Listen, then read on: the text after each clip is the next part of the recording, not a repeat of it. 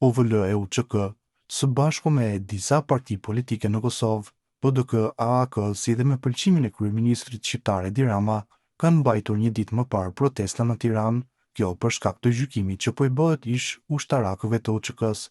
Në Hag, kryeministri i Shqipërisë Edi Rama, pas mbylljes së protestës, ka publikuar foto me mbi shkrimin dhe sloganin e saj "Liria ka emër".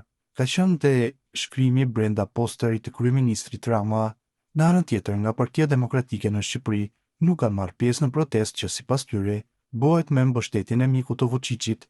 Sali Berisha nga selia e PD-s shprehu mbështetjen për lëvizjen e veteranëve të UÇK-s, edhe pse nuk mori pjesë. Gjatë një konferencë me gazetarët, Berisha theksoi se liderët e UÇK-s, të cilët po gjykohen në Hag, janë të pafajshëm. Në të gjithë ndjen time nuk kam parë në mënyrë absolute asnjë fakt që të provoj asnjë akuzë për të cilën janë arrestuar dhe mbahen në arrest ish udhëheqësit e luftës dhe udhëheqësit politik më vonë të Kosovës asnjë, dhe unë uroj me gjithë zemër që ajo gjykatë të shpallë pafajësinë e tyre dhe kthimin e tyre në vendin e tyre, tha Berisha, por Berisha akuzoi kryeministrin Edi Rama se po përdor kauzën e UÇK-s dhe protestën për qëllime politike. Përdorimi për qëllime politike i procesit është një makabritet, Edi Rama u tërhoq, por unë kam këto dëshmit që ai ishte parashikuar të fliste mbi një orë. E kuptoni ju? Do bëj patriot njeriu që me aktet e tij është ndaj Kosovës po aq armik sa Aleksandar Vučić, deklaroi ai.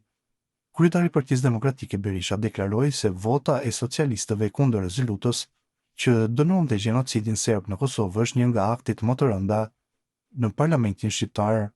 Një akt i tillë do të shkruhet me gërma të zeza në muret e parlamentit, si akti më armiqësor i parlamentit ndaj kombit shqiptar, shtoi Berisha. Në anën tjetër, në Kosovë ka pasur deklarime se protesta në Tiranë bëhet me qëllime kundër kryeministrit Albin Kurti dhe balotazheve. Një gjë e tillë thotë edhe e prori UÇK-s, Naim Iftari. Ai thotë se ka koalicion të fshehur PDK, LDK, AK dhe lista serbe kundër vetëvendosjes dhe listës Guxo. Sipas tij ka paradokse politike të habitshme, koalicioni i heshtur i PDK-s, LDK-s dhe AK-s dhe i listës serbe kundër vetëvendosjes, Faton Peci dhe listës Guxo. Ajfuzat e dezertimit, ata që bombardimet e NATO-s kundër forcave serbe i pritëm në rërën e ngrohtë të Ulqinit, sot janë rikthyer në skenë pas përfundimit të luftës e sot, pas më shumë se 2 dekadash, kemi paradokse politike të habitshme. LDK-ja merr vetëm 214 vota në Mitrovic, AK-ja 50 dhe megjithatë, të gjitha së bashku nuk arritën ta mposhtin Faton Pecin, deklaroi ndër të tjera Miftari. Pas përfundimit të protestës ka reaguar edhe emisari i presidentit amerikan për misionet e veçanta në botë, Richard Grenell. Haga është jashtë kontrollit. Kjo është ajo që ka bërë Jack Smith, ka shkruar Grenell në rrjetin social X, duke i referuar ish prokurorit special që kishte ngritur padin ndaj Thaçit. Grenell, i cili në të kaluarën ka qenë i dërguar i SBA-s për dialogun Kosovë-Serbi dhe akuzohej për mbështetjen e idejës për korrigjim kufish, sipas Miftarit, tani bën teatr politik. Ndërkohë në anën tjetër vazhdon cirku politik i Vučićit, Ramës dhe i Grenellit, të cilët po përpiqen të paraqiten si patriot, le ta themi troç. Cirku në Tiranë nuk ka lidhje as me UÇK-n, as me drejtsinë, as me gjykatën speciale në Hag. Ky teatr politik nuk ka asnjë ndikim në proceset gjyqësore atje. Qëllimi i vërtet i këtij mobilizimi është tjetër kund të bashkojë profilet politike, politikanët e korruptuar dhe interesat e errëta serbe në Kosovë, të gjitha kundër Albin Kurti dhe qeverisë së Kosovës.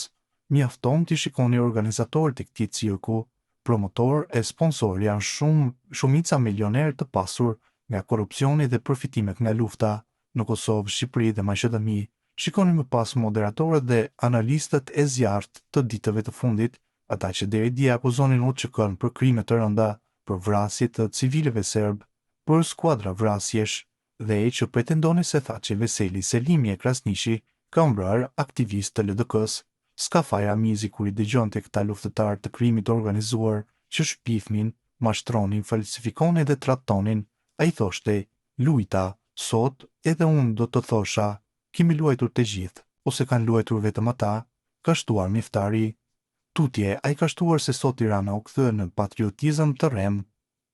Ky është cirku i ratës si Edi Ramës për të mbuluar tradhtinë dhe aferat e veta korruptive, Tirana sot është kthyer në qendër të patriotizmit të rrem, me kryeministra të rrem, me veteranë të rrem, me OVL të rreme, me justifikime dhe qëllime të rreme, ata që e shitën Kosovën, ata që e tradhtuan luftën, ata që e harruan amanetet e dëshmorëve, ata që i lanë në balt invalidët dhe ushtarët e UÇK-s, sot po përpiqen të na shesin pluhur syve.